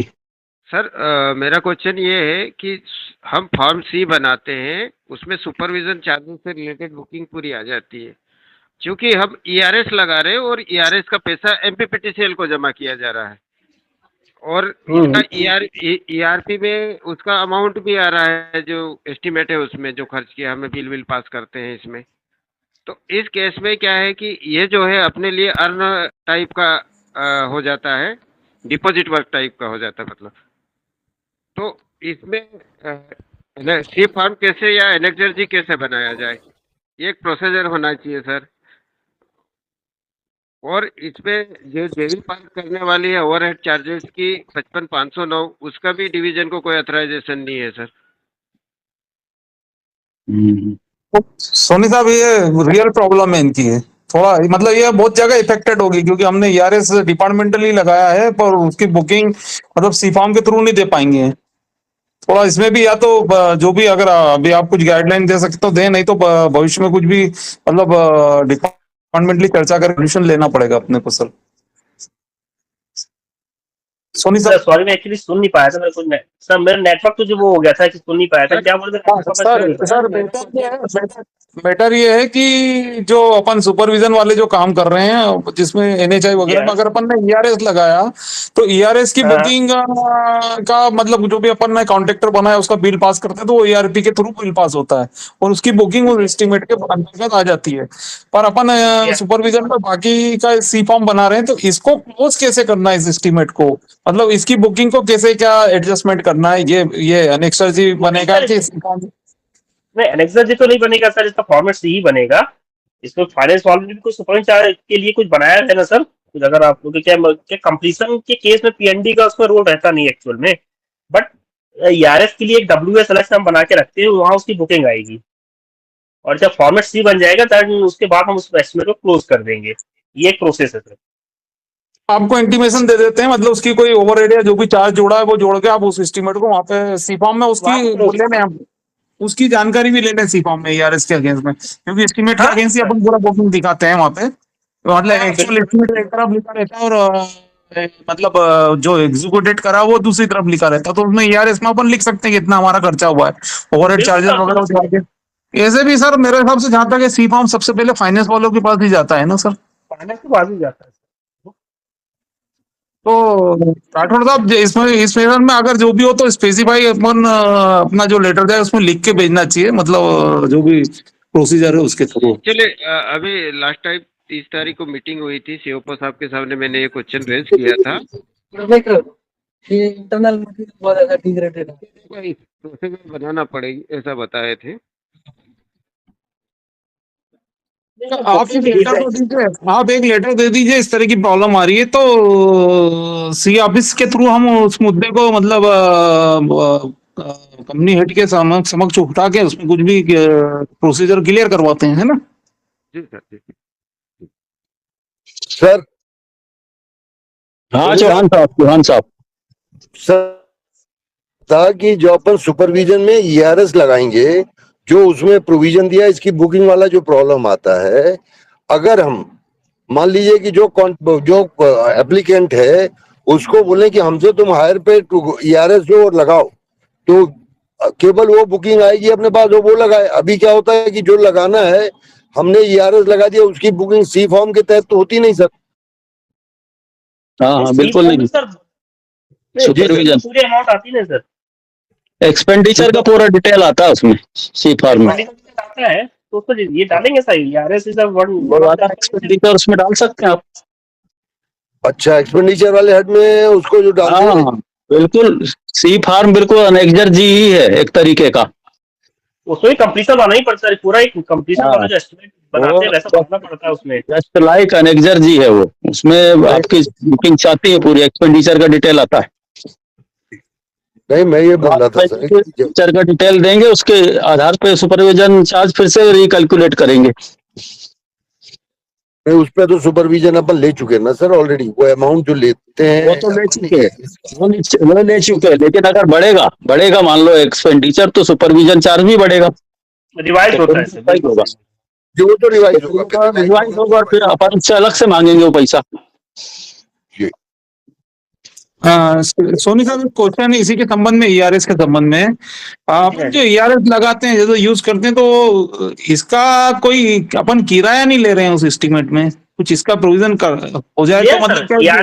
ईआरएस का लेते हैं सर एस्टिमेट में, ईआरएस के अगेंस्ट में लेते हैं हमारी बुकिंग तो केवल उसी में, मतलब कंप्लीशन के समय आप लेते हैं, मेरे को नॉलेज में नहीं, इसलिए मैं थोड़ा सा आपसे एस्टिमेट में लेते हैं सर। एस्टिमेट में आपने 25 लाख या कुछ ऐसा निश्चित कर रखा है, वो हम इरेक्शन चार्ज के अंतर्गत मानते हैं। नहीं सर, अगर आप कोई भी एस्टिमेट का फ्रंट पेज ही देखा, उसमें ईआरएस के एक अलग हेड बना हुआ है, इंस्टॉलेशन ऑफ ईआरएस के नाम पे। और सर ये हो रहा है सर, जो ईआरएस का हेड बना हुआ है उसमें क्या है कि आपने तो ले लिया है कि लमसम एक चार्ज है उसमें लिखा गया है, बट जैसे हमारे इसका तो सिर्फ उसमें जो बुकिंग आने से इंस्टॉलेशन की आती है, मटेरियल का किराया का नहीं आता, क्योंकि आप बुक करके उसको जेबी बना के उसमें डालिए ना, उसका क्या ऐसी गाड़ियां बना। नहीं तो उसमें कोई गाइडलाइन देना पड़ेगी सर आपको कि कितना वो लेना है। 2% ऐसे हमारे टीएमटी का 2% रहता है, कुछ भी मटेरियल का जो भी यूज करा उसका पर मंथ का चार्जेस। सर्कुलर लाठी साहब, सर्कुलर है ना उसका? हाँ वो सर केवल अपने टीएनपी का है, पर इसमें भी अभी तक मैं सर आज इसीलिए क्वेश्चन उठा कि वो सिया फॉर्म में हम केवल वही बुकिंग दे देते हैं जो ईआरएस की इंस्टॉलेशन की होती है, जैसा अभी बोल रहा था। तो ये इसीलिए चाह रहे थे कि आज जो सोनी साहब से चर्चा हो रही है, तो एक विस्तृत चर्चा हो इस मामले में भी अपने हो जाए, जिससे कहीं कोई साथी साहब, टॉप मटेरियल का भी 2% इन्वेंट्री कास्ट चार्ज करते हैं अपन। करिए आप तो जो ठीक है सर, कर रहे हैं तो बहुत अच्छी बात है, मतलब इसीलिए क्वेश्चन उठा है क्योंकि सभी लोगों को क्लियरिटी आ जाए सर, इसीलिए क्वेश्चन उठाया जी। वो तो वो बुकिंग अपने ऊपर है कितनी करनी, जो करेंगे उसमें आएगा, एक्सपेंडिचर में आएगा, उठा उसी के हिसाब से कर लेंगे सर अपन। हाँ बिल्कुल। और किसी के क्वेश्चन आंसर हो तो बताएं सर, क्वेश्चन हो किसी के? सर मेरा एक क्वेश्चन है। सर मैं किडनी टीएलएम से पंकज यादव, एक क्वेश्चन है। हाँ यादव जी बताइए सर। सर अभी रेलवे में H+6 में कुछ अमेंड हुआ है क्या? रेलवे का जो क्लियरेंस मतलब रेलवे का जो ऐसा क्या था? नहीं वो सर मैं बता रहा हूँ एक्चुअली जो पूछना चाह रहे हैं जी। हाँ। रेलवे ने एक कुछ उनका निकाला है, जिसमें अगर एग्जिस्टिंग लाइन है और उसके बीच से कुछ रेलवे ट्रैक बना रहे हैं, तो उनका H+2.5 समथिंग का उन्होंने अपना रूल निकाला है रेलवे ने।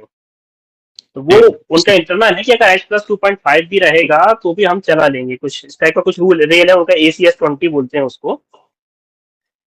हाँ तो वो इसलिए पूछ रहे हैं वो H+ जी सर वो रूल है, परमिशन दे रहे हैं वो कुछ जगह भी, इंदौर वगैरह में ऐसा हुआ है, इंदौर का जो पीतमपुर वगैरह में है ना, कुछ लाइनें उन्होंने इसी चक्कर में डाइवर्ट नहीं कराई, अपन ने पूरा मांगा था शायद। तो इन सब केस में अपन लोग उनसे ये बोलते हैं सर कि हमारे हिसाब से तो इतना होना चाहिए, अगर आपके हिसाब से आप रेलवे अगर चला रहा है तो आप हमको उसको एक ईआईजी रिलैक्सेशन दे दीजिए। उनका ये इलेक्ट्रिकल इंस्पेक्टर जनरल होता है, तो अपन उनसे ईआईजी रिलैक्सेशन मांगते हैं कि आप हमको दे दें। तो लेकिन अभी तक ऐसा कोई भी केस नहीं हुआ कि उन्होंने अपन को लाके दिया। वो हर केस में वो फिर एट द एंड बोलते हैं हम शिफ्ट करवा लेते हैं। जी जी, वो रिलैक्सेशन जरूरी है, बिल्कुल सही। सर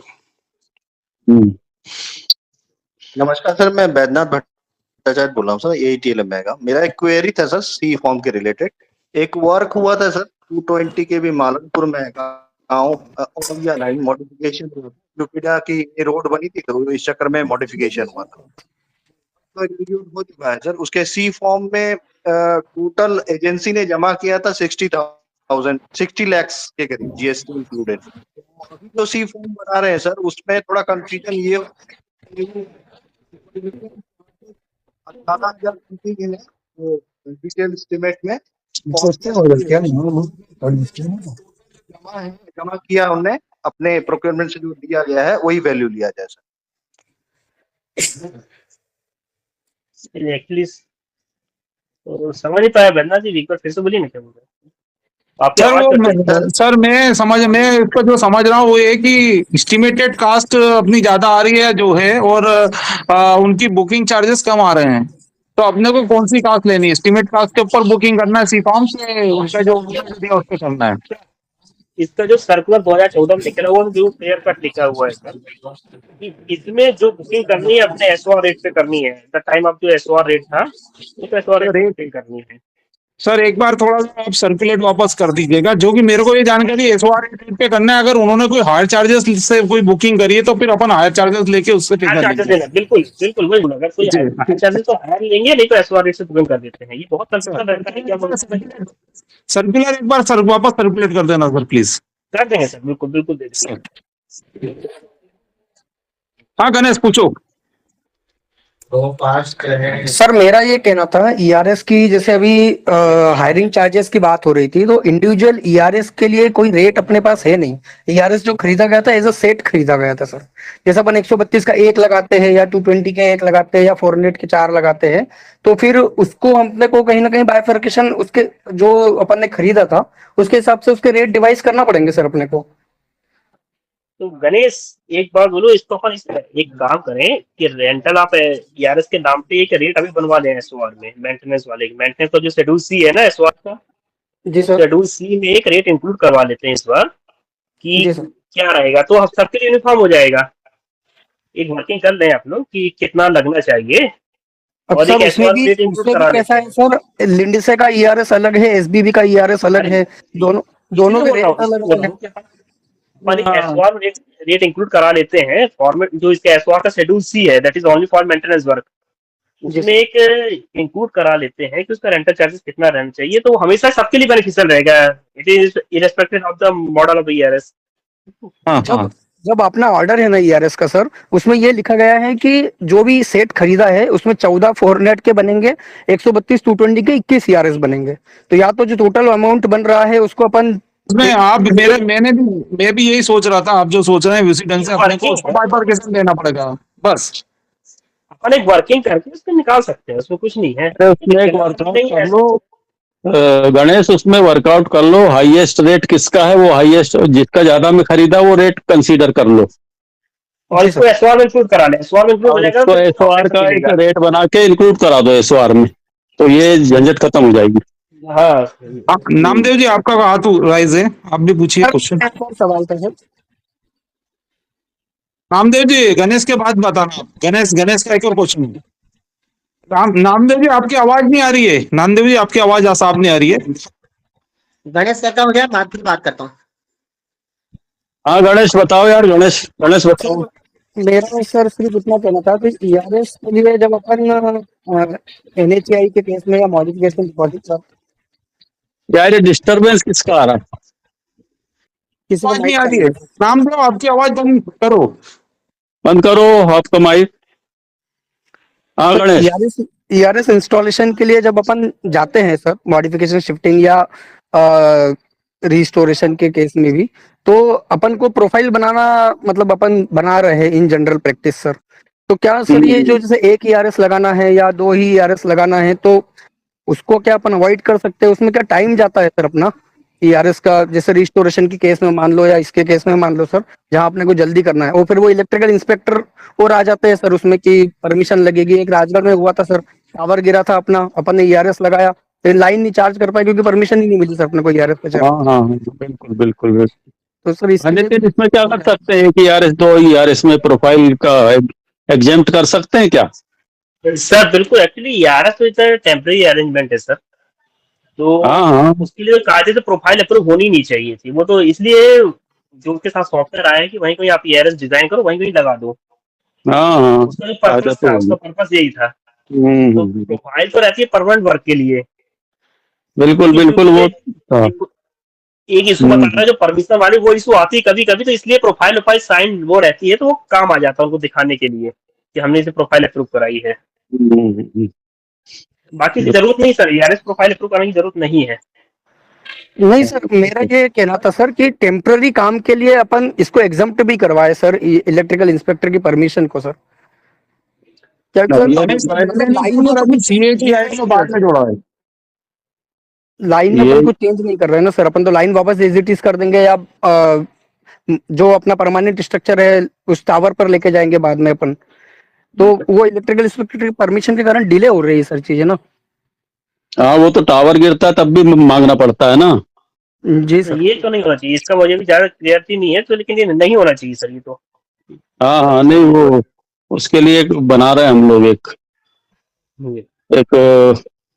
बना रहे हैं, रिप्रेजेंटेशन बना रहे हैं, रिप्रेजेंट करेंगे उसको। हेलो, हाँ गणेश, ये प्रोफाइल में भले या ना बनाओ, पर ये अपने PND की तरफ से इंस्ट्रक्शन थे इनिशियली कि कोई भी जो अगर सस्पेंशन टावर है उस पर 2 डिग्री से ज्यादा अपने को एंगल नहीं देना है। अपना जो टावर है वो 2 डिग्री तक परमिशिबल है, सस्पेंशन पे जहां तक संभव है लोग नहीं देना है।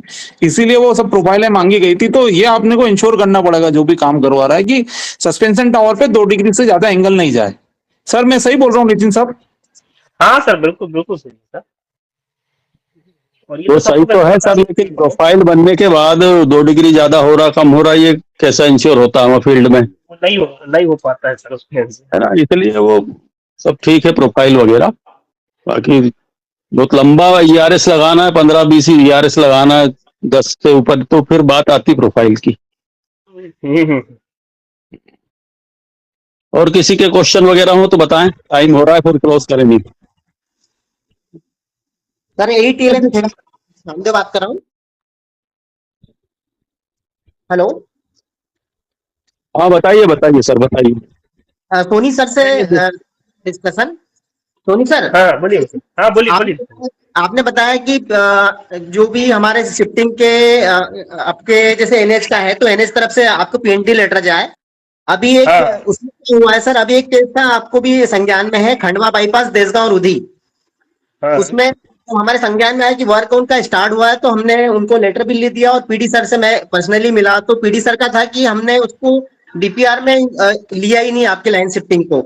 तो फिर उसको बंदे को बुलाया और पूछा तो बोले हमने डिस्काम को तो लेटर लिखा था बाकी MPPTCL को नहीं लिखा था, तो इसलिए हमारा ट्रांसमिशन लाइन शिफ्टिंग का उनके DPR हेड में नहीं लिया था।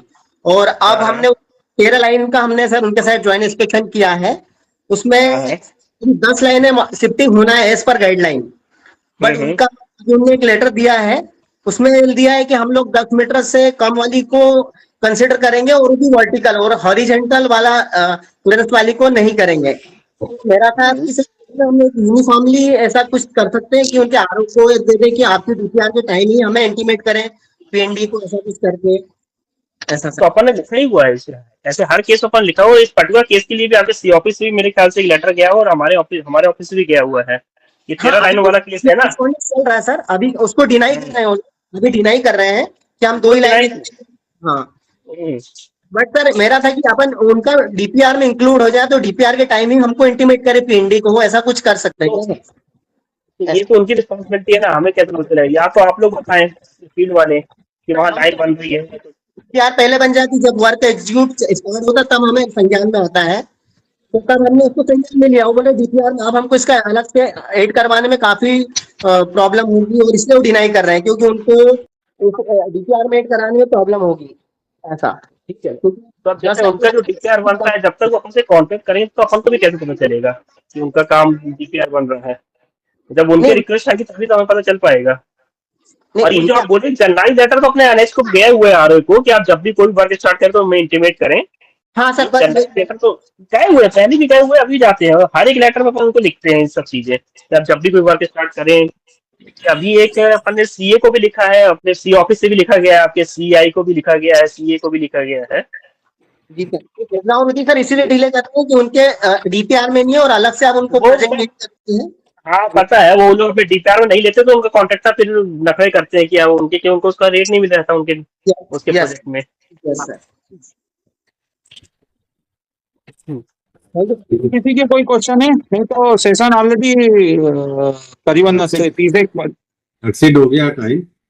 जी जी सर आप, मुझे लगता है अगर किसी की क्वेरी है तो 1 to 1 भी बात कर सकते हैं, और मैं नितिन सोनी जी से आशा करता हूँ कि वो हमारे जो भी क्वेरीज है फोन पे भी अगर जरूरत पड़े तो रिजॉल्व करेंगे। बिल्कुल बिल्कुल सर, मैं तो वैसे ऑलरेडी अवेलेबल रहता हूँ सर। आपका बहुत बहुत ऑलवेज अवेलेबल रहते हैं सर, सोनी साहब हमेशा ऑलवेज अवेलेबल रहते हैं फील्ड की मदद के लिए। फॉर्मल रिक्वेस्ट कर रहे थे, मुझे पता है सोनी जी काफी एक्टिव है और काफी मदद करते हैं, क्योंकि ये ऐसी चीज है जो कमर्शियल एंगल भी रहता है इसमें। तो मैं धन सिंह भलावी जी का भी धन्यवाद देना चाहूँगा। आज उन्होंने तो टेक्निकल तो नहीं है लेकिन वो कमर्शियल एंगल पे काफ़ी ज़्यादा स्ट्रेस किया और अपने बहुत अच्छा प्रेजेंटेशन आपने बनाया। तो सभी लोगों ने बहुत अच्छी एक्टिवली पार्टिसिपेट किया। अगर आप लोग का रुझान होगा कि इसको और आगे कंटिन्यू करना है तो अपन इसको रिपीट भी कर सकते हैं। आप ग्रुप में अपने रिक्वेस्ट डाल सकते हैं, क्वेरी भी डाल सकते हैं ग्रुप में, क्वेरी में भी रिप्लाई दे सकते हैं वहाँ पर। और हमारे सारे अधिकारी लोग एक्टिवली पार्टिसिपेट किए। मनोज जी का हाथ उठा हुआ है, सॉरी मनोज जी काफी समय हो गया है, अपन उसको नेक्स्ट इसमें लेंगे कभी ऐसा जरूरत पड़ेगा, है ना। और मैं धन्यवाद देना चाहूँगा सभी टीम मेंबर्स को, सब लोग जो एक्टिवली पार्टिसिपेट किए आज के इस मीटिंग को सफल बनाए। भाटी साहब आप क्लोज कर सकते हैं। हाँ, सभी का बहुत बहुत धन्यवाद। विशेषकर अपने सोनी साहब का विशेष धन्यवाद। एक बहुत शॉर्ट नोटिस में वो इस सेशन में हमारे साथ शामिल हुए और उन्होंने बहुत कुछ मतलब जो बहुत सारा दिमाग में जो एक बनते विवाद या मतलब कुछ क्वेरीज थी उन सबको बहुत अच्छे से समझाया और सभी को क्लियर कर दिया। मैं इस सेशन को और टेक्निकल सेशन को बंद करता हूँ। धन्यवाद सभी का एक बार फिर पुनः। Thank you.